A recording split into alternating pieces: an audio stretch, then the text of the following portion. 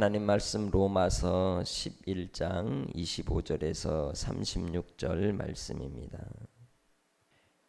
형제들아 너희가 스스로 지혜 있다 하면서 이 신비를 너희가 모르기를 내가 원하지 아니하노니 이 신비는 이방인의 충만한 수가 들어오기까지 이스라엘의 덜어는 우둔하게 된 것이라. 그리하여 온 이스라엘이 구원을 받으리라. 기록된 바 구원자가 시온에서 오사 야곱에게서 경건하지 않은 것을 돌이키시겠고 내가 그들의 죄를 없이 할 때에 그들에게 이루어질 내 언약이 이것이라 함과 같으니라. 복음으로 하면 그들이 너희로 말미암아 원수된 자요 택하심으로 하면 조상들로 말미암아 사랑을 입은 자라. 하나님의 은사와 부르심에는 후회하심이 없느니라. 너희가 전에는 하나님께 순종하지 아니하더니 이스라엘이 순종하지 아니함으로 이제 긍휼을 입었는지라. 이와 같이 이 사람들이 순종하지 아니하니 이는 너희에게 베푸시는 긍휼로 이제 그들도 긍휼을 얻게 하려 하심이라. 하나님이 모든 사람을 순종하지 아니하는 가운데 가두어 두심은 모든 사람에게 긍휼을 베풀려 하심이로라. 깊도다 하나님의 지혜와 지식의 풍성함이여 그의 판단은 헤아리지 못할 것이며 그의 길은 찾지 못할 것이로다. 누가 주의 마음을 알았느냐? 누가 그의 모사가 되었느냐? 누가 주께 먼저 드려서 갚으심을 받겠느냐? 이는 만물이 주에게서 나오고 주로 말미암고 주에게로 돌아감이라. 그에게 영광이 세세에 있을지어다. 아멘. 바울 사도의 간절한 소망 그리고 기도의 제목이 있다면 자기 민족의 구원이었습니다. 대한민국 땅, 우리 이 시대 속에서 우리의 간절한 소원이 무엇입니까? 통일이라고 하는 소원을 우리가 가지고 있습니다. 예수 그리스도를 믿는 것이 얼마나 큰 기쁨이요 위로고 또 소망인 줄 아는 사람들은 바로 예수 그리스도로 모든 백성들이 민족이 예수 그리스도를 믿고 구원받기를 간절히 바라는 바입니다. 그처럼 바울 사도도 그의 일생에 이방인들을 향하여 하나님의 뜻을 따라 사명을 감당하며 복음을 전할 때에도 그의 마음속 깊은 중심 속에서는 울림이 있고 눈물이 있으니 자기 민족이 주님께 돌아오지 않고 완악한 대로 행동하는 것이었던 겁니다. 율법을 받았고 하나님의 말씀을 맡은 그러한 민족이었지만 하나님의 말씀의 비밀을 깨닫지 못하고 이 땅에 하나님의 계시로 오신 말씀이신 예수 그리스도의 그 구속의 은혜를 메시아이신 우리 주님을 알지 못하는 자기 민족이 주님께 돌아오는 것이 간절한 그의 바람이었고 소망이었던 것입니다. 그렇기에 그의 일생의 삶 속에서 그는 하나님 앞에 가졌던 그 간절한 마음의 소원 속에서 애를 끌고 애타면서도 그 때를 바라고 인내함으로 하나님 앞에 기도의 삶을 살았던 그러한 모습이었음을 볼 수가 있습니다. 그럴 때마다 그는 하나님의 말씀을 묵상하고 또 그 말씀을 통하여 아버지의 뜻을 붙들었던 것을 볼 수가 있습니다. 우리는 우리의 마음의 소원이 이루어지지 않는다고 하여 하나님을 원망하거나 또 우리의 어떤 삶의 모습 속에 인내하지 못하는 그러한 이 연약함에 쌓여 살아갈 때가 있습니다. 그러나 오늘 우리가 바울 사도를 통하여 깨달아 알 수 있는 비결은 그럴 때일수록 더 말씀을 붙들고 그럴 때일수록 더 말씀에 가까이 나아가 하나님의 말씀을 귀 기울일 때에 주께서 우리에게 하늘의 은혜를 더하여 주시고 또 이 땅의 삶 속에서 후회함이 없는 하나님, 긍휼을 베푸시는 그 하나님으로 말미암아 찬송케 되는 줄 믿습니다. 로마서 1장을 시작하면서 가졌던 불의로 진리를 막는 이 세대의 악한 모습 속에서 하나님의 진노가 임하고 또한 그들 스스로 버림을 당한 이제 마음의 완악한 대로 행동하여 육체의 죄를 정하고 어리석은 인생들의 모습 속에 사망의 삶을 살게 되는 이 세대를 우리는 보았습니다. 25절입니다. 형제들아 너희가 스스로 지혜 있다 하면서 이 신비를 너희가 모르기를 내가 원하지 아니하노니 이 신비는 이방인의 충만한 수가 들어오기까지 이스라엘의 덜어는 우둔하게 된 것이라. 하나님께서 모든 인류 가운데 구원받을 자기 백성들을 구속하시기 위해서 하나님의 선민으로 택함받았던 이스라엘의 우둔함 가운데 두셨다는 것이죠. 이사야 선지자를 통해서 주셨던 말씀을 우리는 기억해야 할 수 있습니다. 너희가 보기는 보아도 보지 못하고 듣기는 들어도 듣지 못하고 마음으로 깨닫지 못하게 하셨다. 왜 그랬다는 뜻입니까? 하나님께서 이방인들 가운데 죄악 가운데 있는 인생들을 구속하시기 위한 아버지의 섭리임을 말씀하고 있는 것입니다. 그것이 바울 사도가 깨달은 신비라는 것이죠. 유대인들이 주님께 돌아오지 않는 그 완악함 속에서 그는 하나님의 신비로우신 구속의 역사와 섭리를 깨닫게 된 것입니다. 그리하여 26절에 온 이스라엘이 구원을 받게 하시는 그 때가 되면 시편 14편 7절에 말씀하는 것처럼 구원자가 시온에서 오사 야곱에게서 경건하지 않은 것을 돌이키시고 그들의 죄를 없이 할 때에 그 언약을 온전히 성취하실 것이라고 말씀하고 있는 겁니다. 그렇기에 유대인이나 헬라인이나 차별이 없이 하나님의 그 구속의 은혜는 하나님이 사랑할 만한 자를 사랑하시고 긍휼을 베풀 만한 자에게 베푸시는 은혜로 오늘도 우리에게 주어졌으며 우리가 그 하나님의 사랑 안에 거하게 된 줄 믿습니다. 할렐루야. 그것이 얼마나 큰 은혜요 큰 사랑입니까? 그렇기에 주님 안에서 원수되었던 인생들, 하나님의 온전하심의 그 사랑 가운데 거하지 못했던 우리가 예수 그리스도로 말미암아 막힌 담을 허시고 하나님과 화목해 하심의 은혜의 찬송과 영광을 올리며 살아가는 복된 삶이 되시길 주의 이름으로 축복합니다. 그렇기에 하나님께서 아브라함을 택하셨을 때에도 후회하지 않으셨습니다. 이삭을 택하셨을 때에도 후회치 않으셨습니다. 야곱을 택하실 때에도 후회치 않으셨습니다. 왜? 하나님의 뜻하시는 바가 그 과정 속에 그 백성들을 통해 이루시기 때문인 것이죠. 비록 완악함 속에서 그들의 죄악으로 인하여 하나님을 멀리 떠난 이스라엘이라 할지라도 그럼에도 불구하고 하나님의 뜻하시는 바는 여호와의 열심으로 온전히 이루어지는 줄 믿습니다. 그것이 바로 하나님의 뜻입니다. 그래서 29절에 뭐라고 말씀합니까? 하나님의 은사와 부르심에는 후회하심이 없느니라. 할렐루야. 예수를 믿으면서 후회해 본 적이 있나요? 오직 진리의 말씀을 따라 우리에게 핏값을 주시고 세운 교회, 바로 우리의 몸, 우리의 지체가 교회라는 걸 잊어서는 안 된다는 것이죠. 하나님이 나를 부르실 때에 부끄럽고 수치스럽고 또한 죄악 덩어리 인생임에도 불구하고 하나님이 우리를 이처럼 사랑하사 독생자를 주셨다고 요한복음 3장 16절에서 우리는 항상 되뇌이고 고백합니다. 하나님은 절대 후회하지 않으십니다.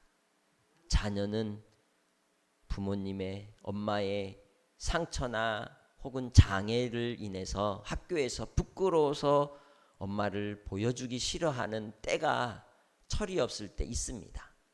그러나 엄마는 자녀가 장애가 있고 아픔이 있고 상처가 있고 정말 연약하다 할지라도 절대로 자녀를 부끄러워하지 않습니다. 하나님은 우리를 부끄러워하지 않습니다. 하나님은 우리를 사랑하십니다.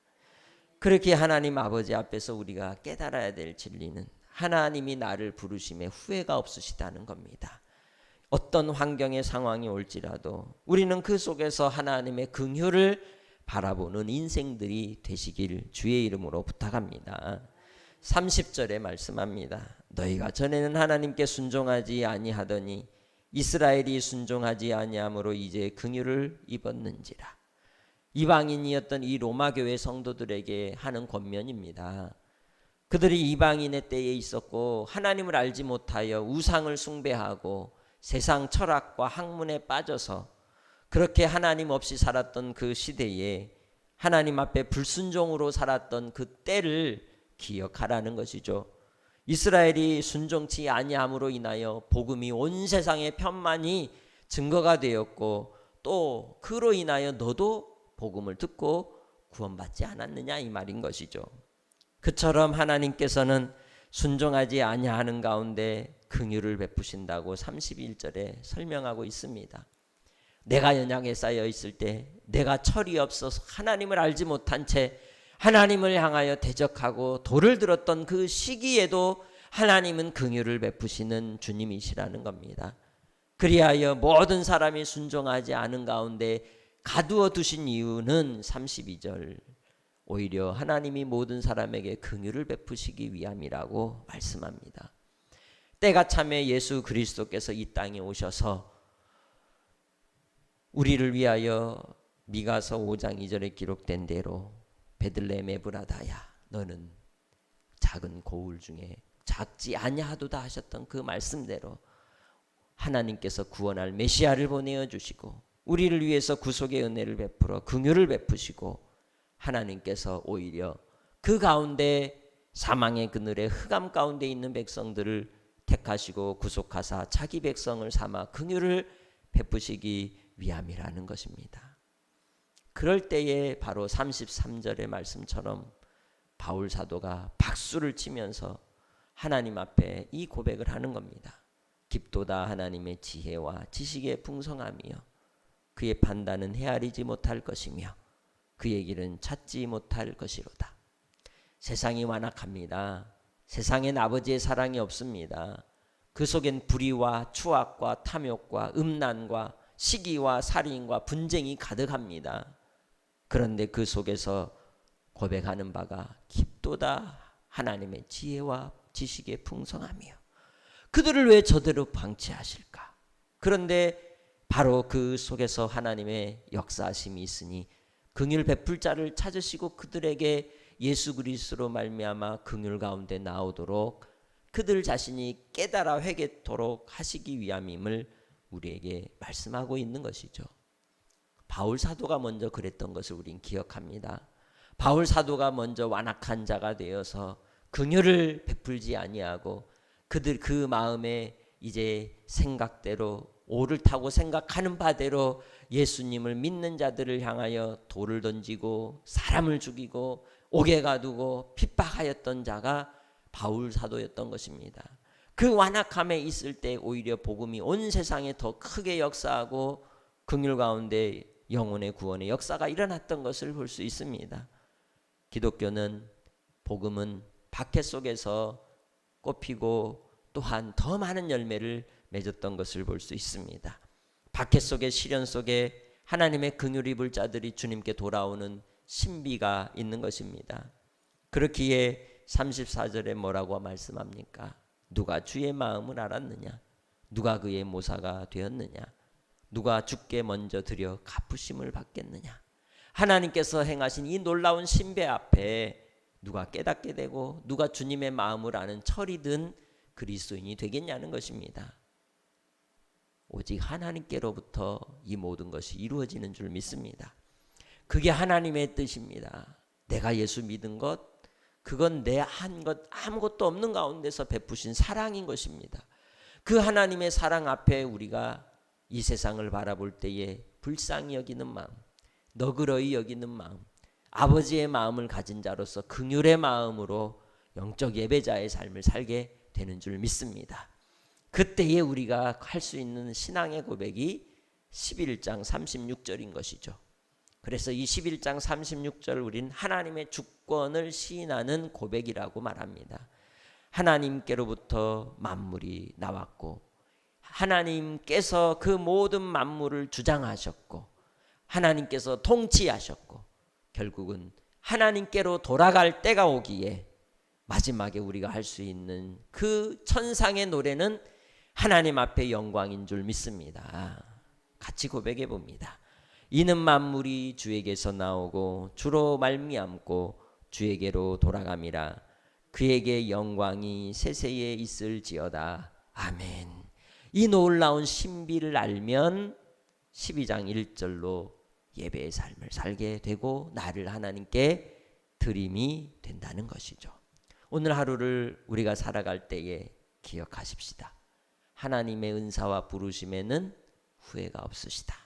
나를 이끄시고 인도하신 하나님, 나를 부끄러워하지 않으신다.